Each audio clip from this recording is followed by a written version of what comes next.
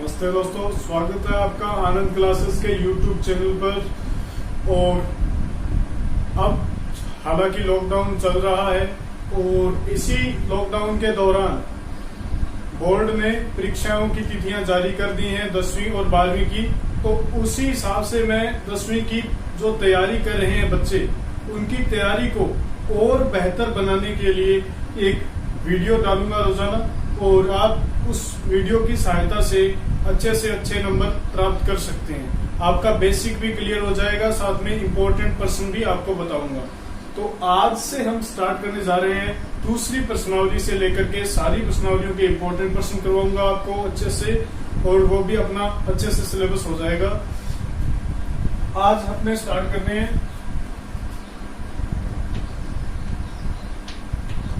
वास्तविक संख्याएं, जो कि 10वीं का दूसरा चैप्टर है।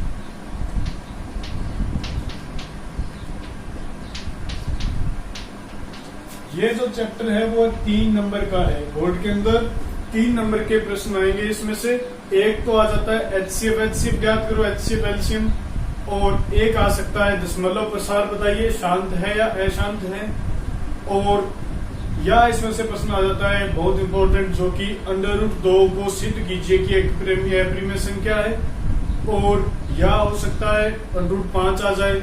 इसी प्रकार के इसमें से सवाल बनते हैं 3-4 प्रकार के, ठीक है। और इसके अंदर और बात करें अपने, तो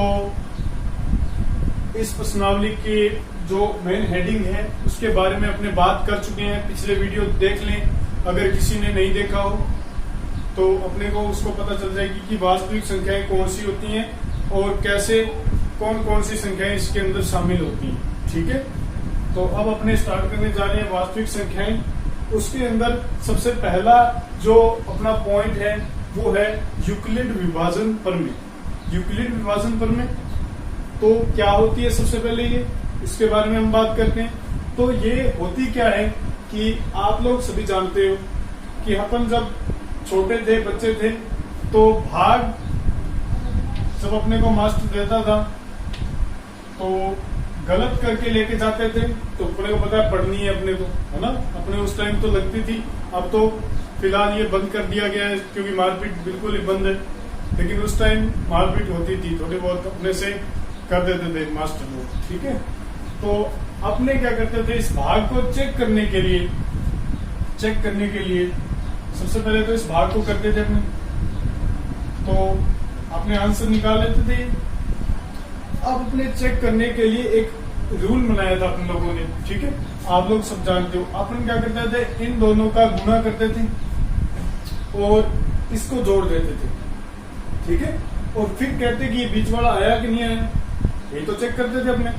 तो इसी चीज को यूक्लिड ने क्या किया, ये अपनी प्रमेय बना दी, समझ रहे हो। जो अपने भाग चेक करने का तरीका था, भाग की जांच करने का तरीका था, उसी को यूक्लिड ने क्या बनाया, अपनी प्रमेय बनाया, ठीक है। समझ में आया होगा आप लोगों को ये।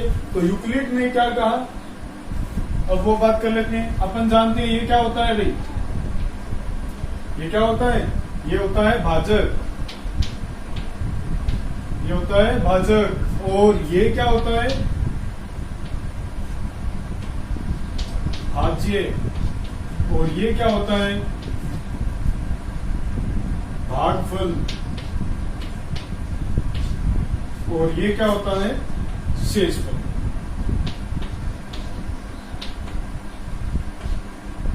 ठीक है।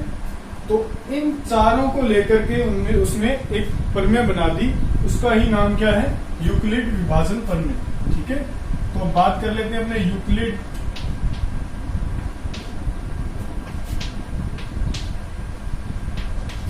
विभाजन प्रमेय, ठीक है। यूक्लिड विभाजन प्रमेय, तो यूक्लिड विभाजन प्रमेय क्या थी, अपन जानते हैं कि ये उत्तर कब आएगा, जब इन दोनों का गुणा करके ये जोड़ दिया जाए। तो यही तो इसकी प्रमेय है कि भाज्य है वो किसके बराबर होता है, भाज्य बराबर होगा किसके, भाजक इंटू शेषफल,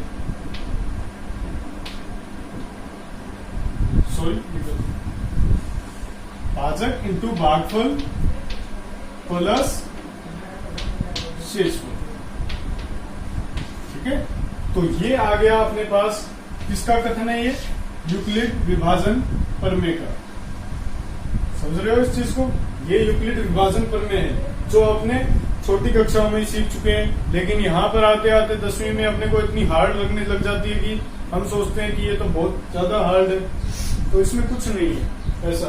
ठीक है, और ये भाज्य को इसने क्या किया, यूक्लिड ने ए के रूप में लिख दिया। ठीक है, और भाजक को किस रूप में लिखा, बी के रूप में, और भागफल को किस में रूप में लिखा, क्यू के रूप में, और आर फॉर रिमाइंडर यानी शेषफल को आर के रूप में लिखा। ठीक है, और अपने इस प्रमेय को अपने सामने चर के रूप में प्रस्तुत कर दिया। ठीक है, चरों के रूप में प्रस्तुत कर दिए। चर तो अपने जानते ही हैं, जिनका मान फिक्स नहीं होता और बदलता रहता है। जैसे ए का मान आपने देखा होगा, कभी 3 आ जाता है, कभी 4 आ जाता है, तो इनका मान कोई फिक्स नहीं होता। ठीक है, सूत्र अपने सवाल के हिसाब से इनका मान बदलता रहता है।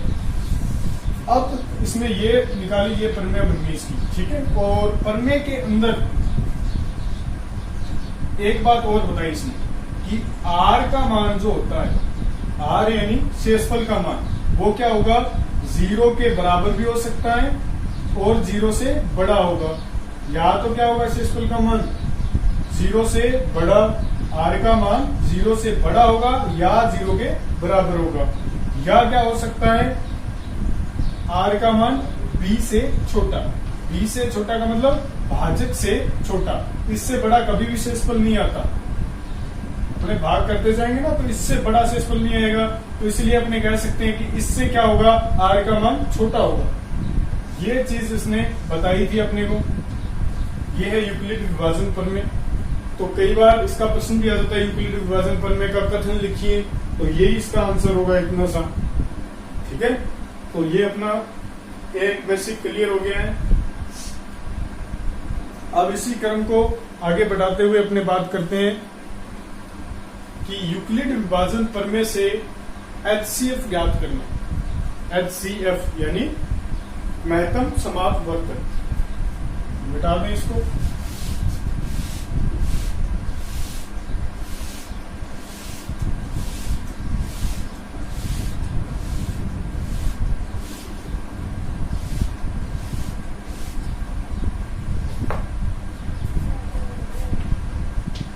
यूक्लिड विभाजन प्रमेय से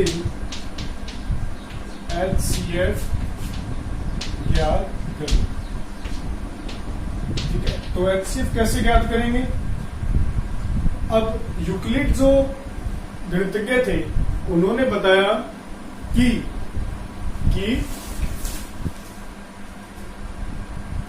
जब आर का मान यानी शेषफल का मान 0 होगा, तब भाजक क्या कहलाएगा, भाजक यानी बी क्या कहलाएगा अपना, HCF। समझेगा, ये इतनी सी लाइन उन्होंने दी, किसने दी, यूक्लिड विभाजन यूक्लिड ने। ठीक है, उन्होंने कहा कि जब क्या होगा, रिमाइंडर यानी शेषफल का मान 0 आ जाएगा, तब भाजक का मान क्या कहलाएगा, HCF कहलाएगा। ठीक है, तो कई सवाल भी है, जैसे अपने ये 10वीं क्लास के अंदर से ही उठा लेता हूं मैं।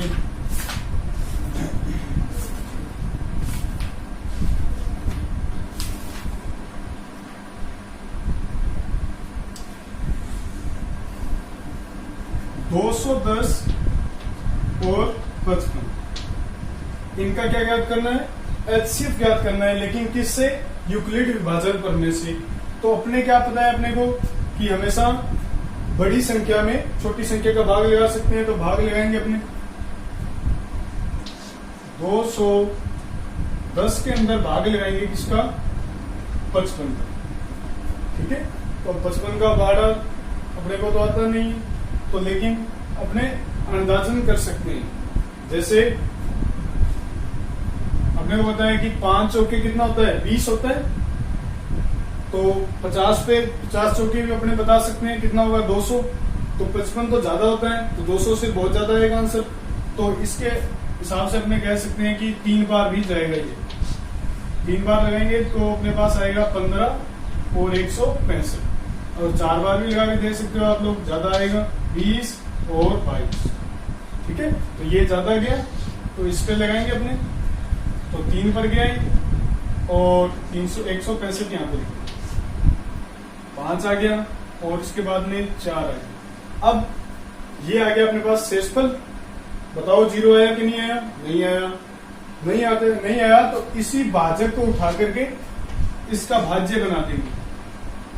ठीक है, और ये बन गया भाजक का। अब इस पे लगाएंगे अपने भाग, तो 1 पर ही जाएगा। तो कितना आया आंसर? 10। और फिर लगाएंगे, इसको उठा करके इसके अंदर रखेंगे।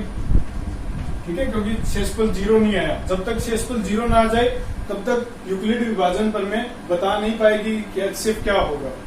तो फिर से लगाएंगे अपने भाग, तो ऊपर लगा देता हूं यहाँ पे। तो 10 को लगाना पड़ेगा 45 से,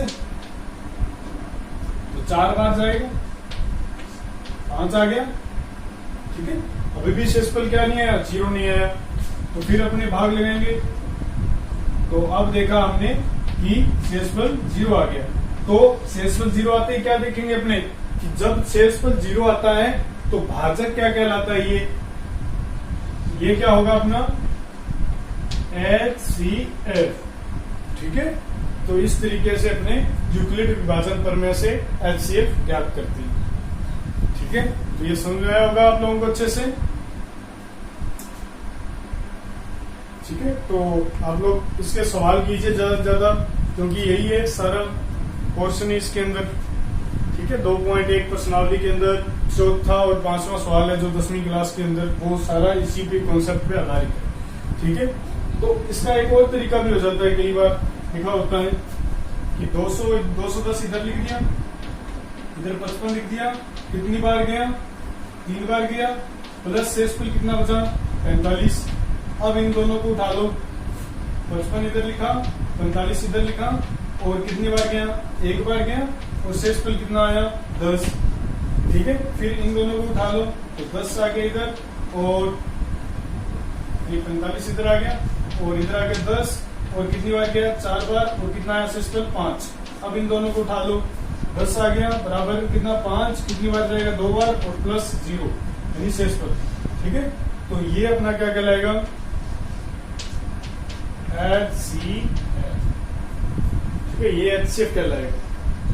ठीक है, तो ये 2 तरीके हैं सवालों को करने के। इसी सवाल को या तो ये भाग वाले तरीके से कर लो या इस तरीके से कर लो, दोनों ही यूक्लिड विभाजन प्रमेय के ही कॉन्सेप्ट हैं। ठीक है, तो आशा करता हूँ ये समझ में आया होगा। बाकी अपने आगे वाली वीडियो में करेंगे। ठीक है, तो आप लोग अच्छे से तैयारी करते रहिएगा। बाकी मेरे जो वीडियो मैं डालता रहूंगा देखते रहिएगा, आपका बहुत फायदा होगा इससे, क्योंकि लगभग बेसिक कंसेप्ट आपका क्लियर हो जाएगा। तो कोई भी क्वेश्चन आ जाए बोर्ड के अंदर, आप लोग उस सवाल को कर सकते हो आसानी से। ठीक है, तो आज के लिए इतना ही। धन्यवाद।